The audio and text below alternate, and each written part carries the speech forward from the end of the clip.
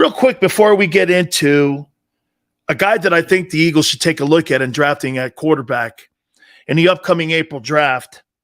How about Pete Carroll going on a radio station in Seattle and saying, resistance.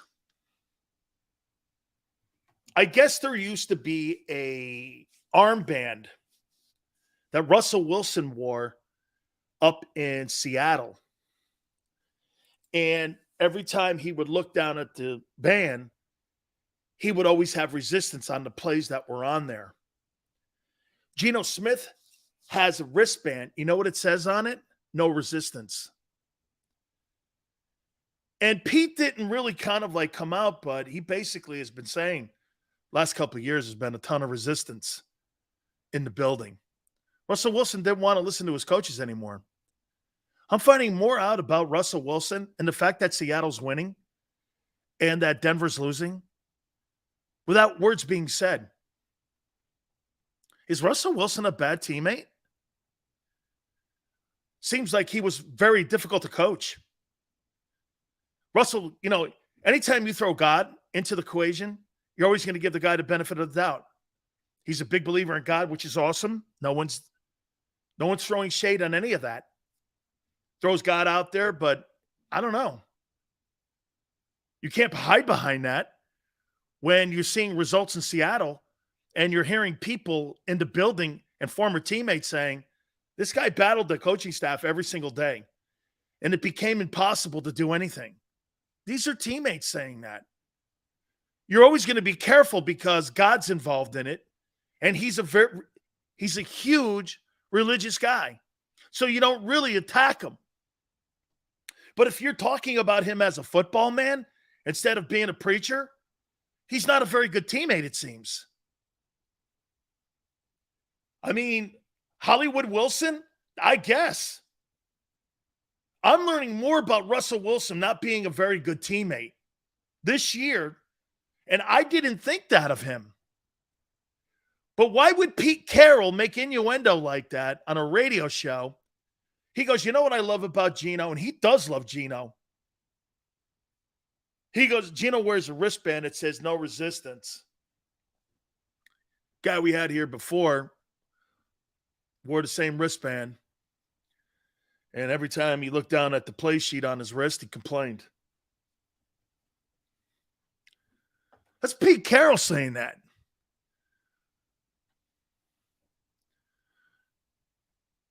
Russell Wilson, Carson Wentz. Should they have won more in Seattle when you had the Legion of Boom there in beast mode?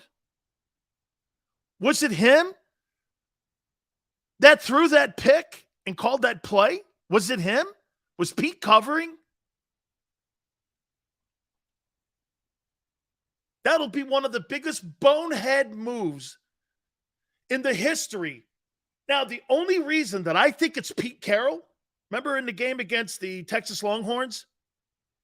Okay, USC went for it on fourth down. They didn't get it. And then he had another play like that in the Super Bowl to win it. And he didn't go to beast mode. They throw it on the 2. I don't know.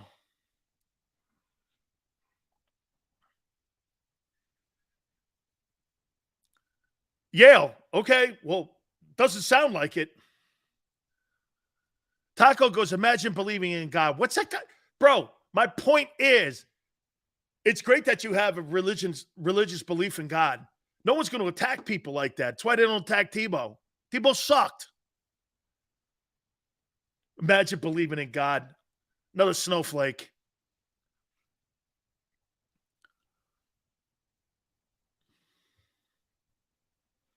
They need to draft a guy who can run the system if Jalen goes down. William, we're going to get that.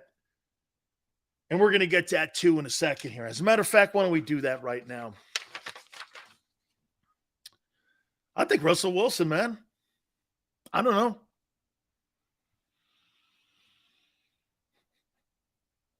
I don't know. It doesn't seem like a very good teammate.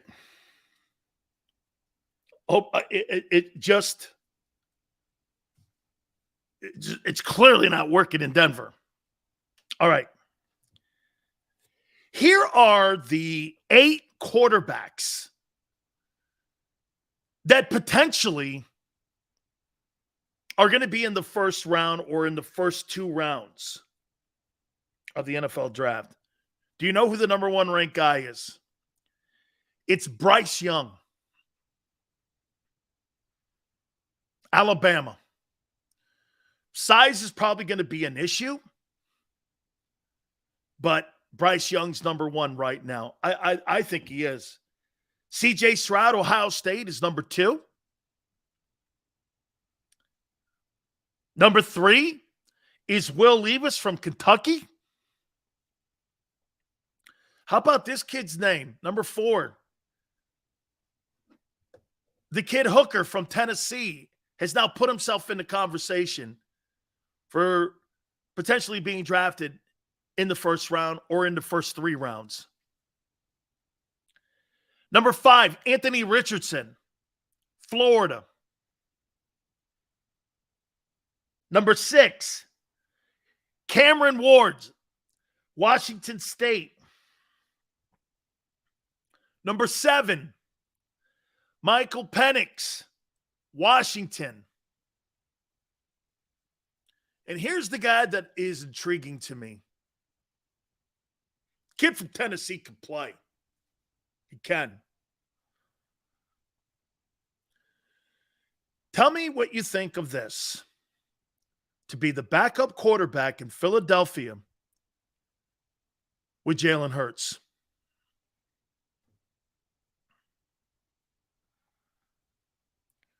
Shedur Sanders, Jackson State. He's a sophomore, redshirt, I believe. This kid Sanders, I get it's Jackson State. I get it.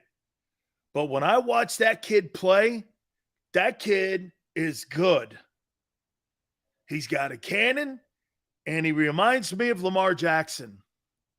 He's prime time's kid. And he can run the Eagle offense that they're doing right now. Okay? Not me. You can keep that kid from Clemson. He has failed miserably. He has failed miserably. Okay? Xander says Deion coaching beats down there. He's crushing it. He is. Hey, man, I'm going to tell you this. This kid, Shedur Sanders, he was going to be the starting quarterback at Florida State. And because his pop took the Jackson State job, he transferred. He was going to be the starting quarterback at FSU. So it's not like he wasn't recruited. He was recruited big time. And every time I watch him play, the way he reads, and do you know who's teaching him? Can I tell you who's also teaching him? How would you like this as your mentors? Tom Brady works with him in the offseason, along with Deion. So Sanders' son is working with Tom Brady and Tom House. You wouldn't want that in the 3rd round to back up Jalen? Can you imagine what the teams would do if you drafted the kid, you had him on the team, you put him in the game a couple times, you saw that, like the kid that's the backup in, what's the kid that's the backup in Baltimore? That kid's going to play somewhere. Snoop, that kid's going to play. That kid is going to play. He's got Hall of Fame mentors. He's got the best coaches. Tom Brady watches his games, breaks them down for him, and tells him the shit he needs to work on every week. Who in the world wouldn't want that? Would be like being taught, and then your pop is the greatest shutdown corner in NFL history. I don't know about you, man. And then you would have Jalen Hurts as a mentor in Philadelphia. Do you imagine the teams that would be coming after you to try to get that kid in their building? That kid Huntley can play. Anthony Richardson. And by the way, I don't know if Sanders would go for that because you know why? Sanders is probably going to start somewhere in the NFL. I think he's going to be a starting quarterback. Now, do I think he's a first rounder? I don't know. It's pretty close. He's going to go in between 1 and 3. And if you get him in the second or third round, dude, that's a pot of gold for you. Teams will be breaking your door down to try to go, what do you want for the kid? What do you want for him? I'll take a 1. You imagine if you drafted him and you turned a third rounder into a first rounder.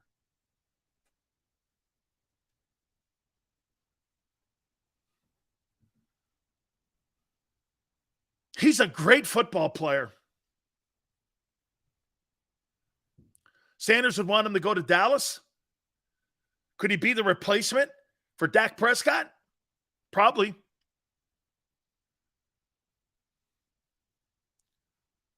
For Sanders' son to turn down big-time programs for Jackson State, that shows character. Juba, he did it for his father. Talk about being raised right. He did it for his dad. Would you leave Florida State or LSU or a big-time program because your dad took an HBCU? It does show character. Jalen Hurts type character. He could have went anywhere in the country.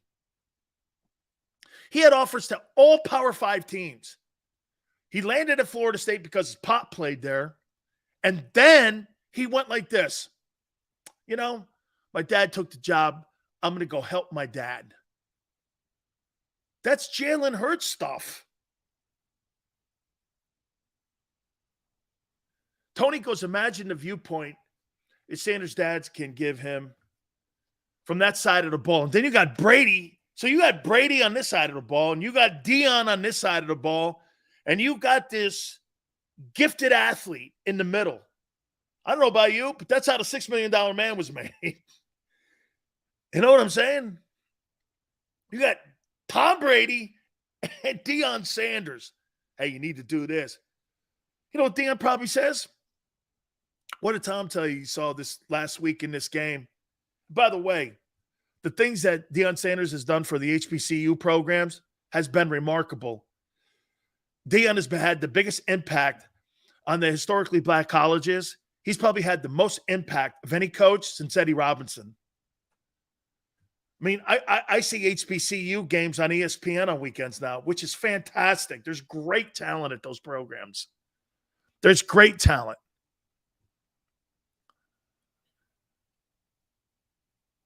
Sanders is a smart kid, and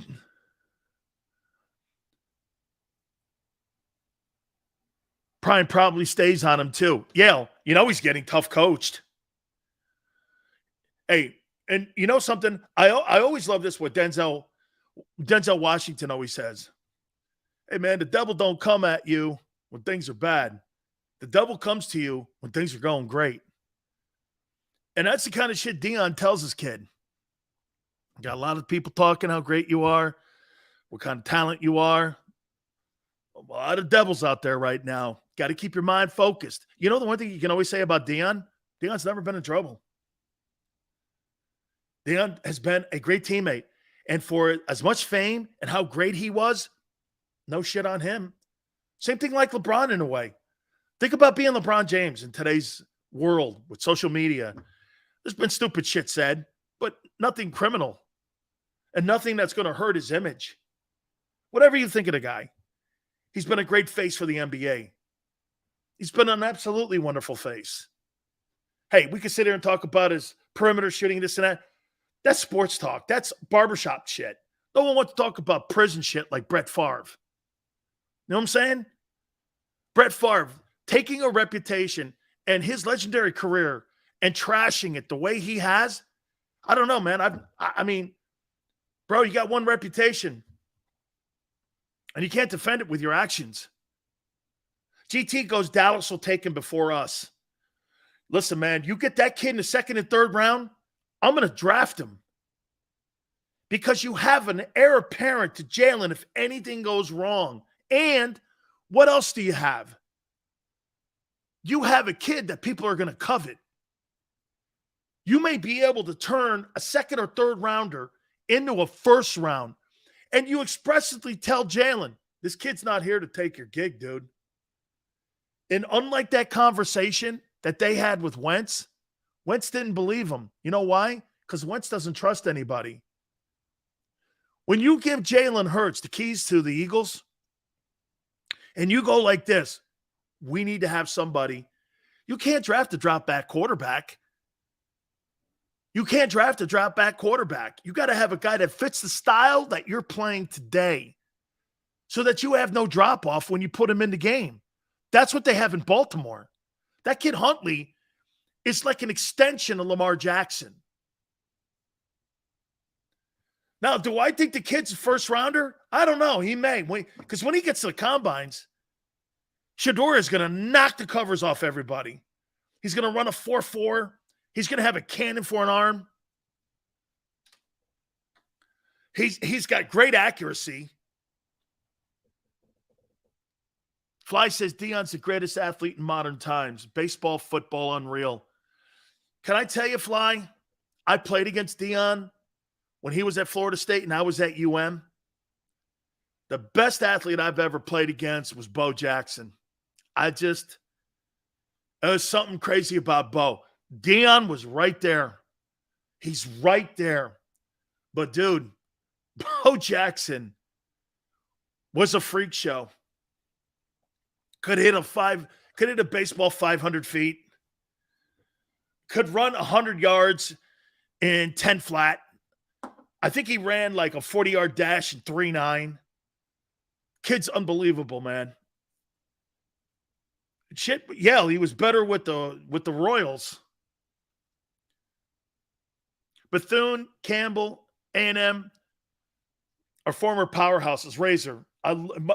My favorite program, HBCU, is Bethune-Cookman. If you see, they follow me on my Twitter. And, of course, Florida A&M. I love the Rattlers. Love them. Oh, yeah, I'm a racist. The Rattlers and Bethune-Cookman follow me. I used to go, and I was the only, get this, I'd be the only guy in the state of Florida covering them. I cover Bethune-Cookman every week, and I would cover Florida A&M. Love those programs. Love those programs. Nate Newton played at A&M. Love those HBCU schools. They produce some of the greatest football players of all time. And I love the fact they follow me on Twitter because they know that I'm the only guy in the state of Florida. When I was on the air down there on radio, I was the only guy covering them. Nobody else would take time. I used to go watch games. The Orange Blossom parade they had, I was in it. there I am. Hey, where's Sills? Not too hard to find. Yeah. Yeah, you know what? Hey, all around, I think this kid's probably going to go in the first two. Okay? Yeah, dude. Bethune's good people, man. They're just great folks. Stetson Bennett, I don't know. Okay? I don't know. I don't know. Stetson Bennett. Jay Money says, Bo was the man. Only had a shorter career because of the position he played in the NFL. Dude, I played against him in college and the pros. Shit. Unbelievable. As a matter of fact, I didn't play against him when I was at Miami. I played against him when I was at Maryland. My freshman year, we went to Jordan Hare. And he was some back, dude. He was, I think, a freshman. Bo may have been a freshman then. We were like number 6 in the country. Maryland hadn't been that high in a long time. And Boomer was our quarterback, but we were 6th in the country. I think he had 200 yards rushing. It was crazy. I played in that game a little bit too. Caleb Williams, I don't know. I think Deion's kid's better. I think, yeah, he is a black belt, Yale. Bo's a black belt too. I know, right? Yeah, so again, man, if I'm Howie, Anthony Richardson, Shedur Sanders, hey, the kid Bo Nix, what do you make of him? The former Auburn kid who's up at the former Auburn kid who's at Oregon right now might be also somebody to take a look at. Because, look, do we all agree with this? Do we all agree that Howie's going to draft a quarterback? Yeah, Penix Jr., man. I think he's pretty good too. Paul, I think he's pretty good. I've seen him. We agree, Howie. He's not going to draft a quarterback unless it's one of these kids that falls into the second round, like Sanders' kid. See, Sanders' kid is going to have who you played. Well, you took Trey Lance. I mean, quite frankly, watch this. If you take Deion Sanders' kid and you look at Deion Sanders and you look at Trey Lance, what's the difference? Trey Lance was at North Dakota State. Okay, well, I don't know. I'd rather take a kid from an HBCU. I know there's talent down there in them conferences and in where those kids play. I don't know about North Dakota State. Okay, right? You drafted a kid. Well, hey, what was Trey? Second? So he was a second-round pick. Oh, no, he was the second pick in the first round, right? And he played against nobodies. Everyone, that's Kyle Shanahan too. So you can't use that against Shedur Sanders and go, well, he plays at the HBCU schools. Don't come out publicly and say that shit. Don't do that, because that comes off a little bit on the side where you're like, what are you saying? Because he played against the historically black colleges? What's that mean? I think there's better talent there than what Carson Wentz and Trey Lance played against. Howie's not drafting a quarterback? Well, what are you going to do for quarterback? What are you going to do for your backup quarterback when Gardner Minshew leaves? Gardner Minshew, by the way, doesn't fit in this system that they're running here. What are you going to do at quarterback? And what I'm trying to do here for the Eagles, I'm trying to draft a quarterback, turn him into a bigger pick. Isn't that the objective here? Hey, what do you want for Sanders? A 1. By the way, you think the Baltimore Ravens are going to hand that kid Huntley over to somebody? Not happening. That kid is as important as any player on that Ravens team, because you don't have a psychotic drop-off when he gets in there. He's a pretty good ball player. Will Carter goes, did you know that Walter Payton played at Jackson State? So did Jackie Slater, on the same team, actually, with Elvin Bethea. Yeah, and I know all them men. As a matter of fact, Jackie Slater's been on the show. Slater played at Jackson State, and so did Elvin Bethea and Walter Payton, and they were all on the same team. They were all on that same Jackson State team. All them guys got drafted, man. Slater's a Hall of Famer. Elvin Bethea's a Hall of Famer. And, of course, Walter Payton's a Hall of Famer.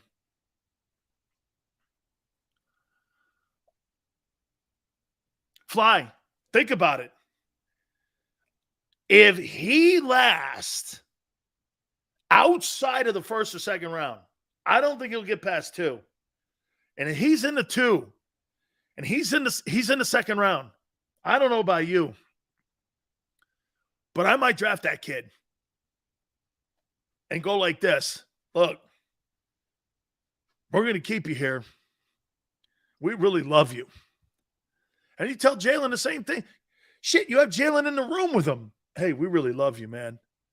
And there's going to be a ton of teams that are going to want you. We like you.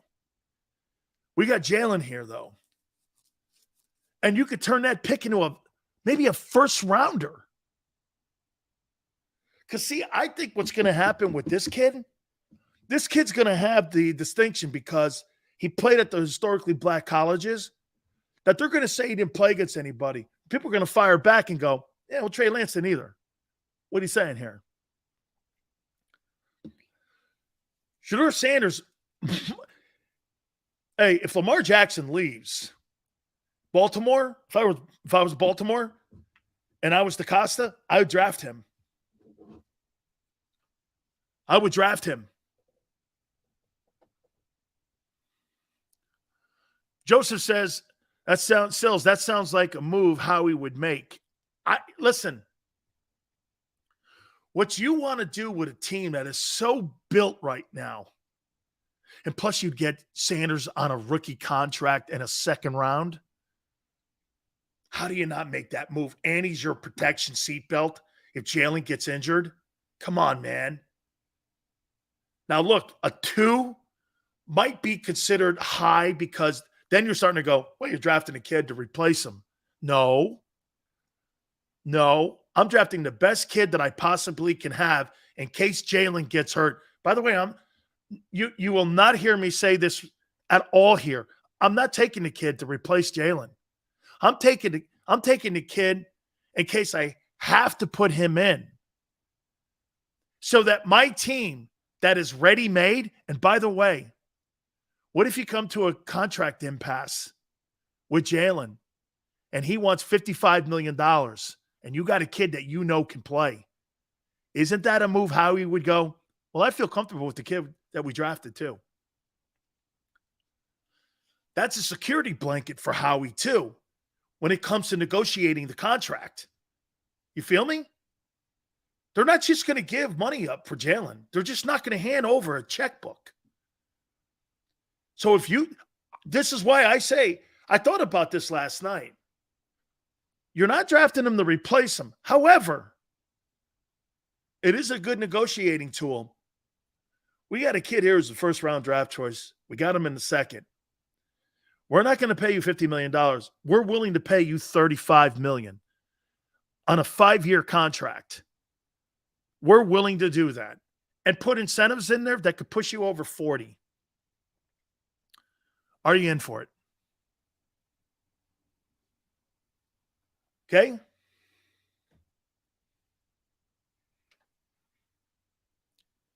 You want to pay him. You don't want to destroy the roster, though, in the process. Okay? He could muck around and play better than Jalen. Why would you not want to put the best players you possibly can on your roster? And again, I think the kid Cunningham too, Marina. I think the kid Cunningham is not that bad. Malik Cunningham, I think he's a good-looking player as well. You've got to kind of have a guy that's a skill set of Jalen here. Sanders is not graded out as a first-round pick right now. He's not.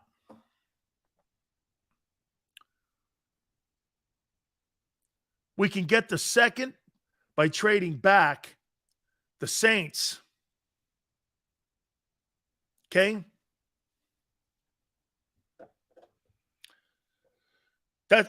Wow, man. TV, that is so spectacular of a take. Keep the quarterback or keep the roster. You can't have both.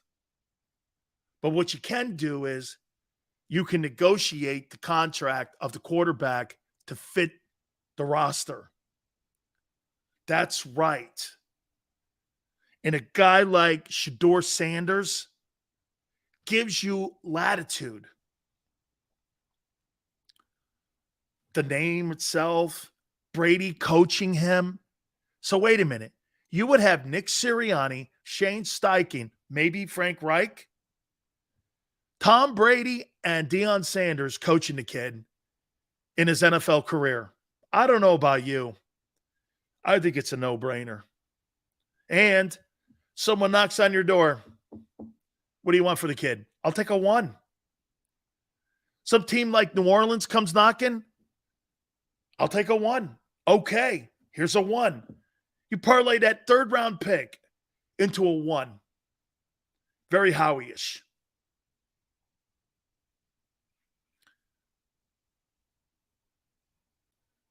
Steichen will be gone if they keep winning. Okay, so they get Frank in. You won a Super Bowl with Frank. It's all good. And believe me, Frank and Nick Sirianni, these guys are thick as thieves together. They're best friends. If Shane Steichen leaves, hey, don't be shocked if Frank is hired as a consultant to the Eagles, a coaching consultant to the Eagles this coming offseason, even if Steichen doesn't leave. Why wouldn't you want Frank Reich there as an offensive consultant to your team? Why not? Bring him in the building. Nobody's saying he's going to play call, but having him, when you want another mind in the room, especially a guy in the room that you trust, Eagle management and front office loved the guy. Like I told you, he recommended Nick. He recommended Nick Sirianni. He recommended he recommended Shane Steichen. Why wouldn't you want a guy who put almost the entire coaching staff together? When Frank and then we're talking about Wentz going to Indianapolis, Howie Roseman was talking to him about assistant coaches they could put with Nick Sirianni. Nick Sirianni was the OC in Indianapolis. And Frank goes, he'd be a great hire. This guy customizes and designs offenses the same way I do. Okay? And he's great to work with, and you're going to love him. I think Frank will get another head coaching job too. I do. I think Frank's a good coach, man. I think he works for a horrible owner. Deion's not going to let his son come. Once you get drafted, bro, you have no choice. It's not like Frank doesn't know how to run an offense. Shit, man. When you got as much meddling as you have in Indianapolis, like you have with Jim Irsay, I'm surprised they were able to get out of their own way. Even Josh McDaniel turned that job down, and he's sucking out loud with the Raiders.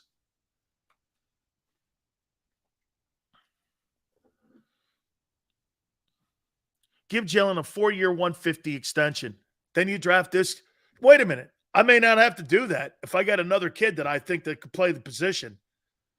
I'm not going to give the roster up. I am not going to give the roster up. Because you're not going to win. Look at these shitty teams. Do you want to be one of those other teams? The magic in New England was Brady never took the most money. That was the entire rub at the end of his time in New England because they didn't want to reinvest it. I didn't want to go down that route. All right, I want to take a timeout because I want to look at Week 10 of the National Football League. Of course, Monday night, Washington and Philly will play, and it's going to be at Lincoln Financial. So that's a home game against the Washington Commanders and Tyler Heineke. I want to take a look at that. Think about what I told you about the kid Sanders at Jackson State. Gives Howie a lot of latitude here. All right. Hit the like button. Keep it here on the National Football Show. Go to get your game on.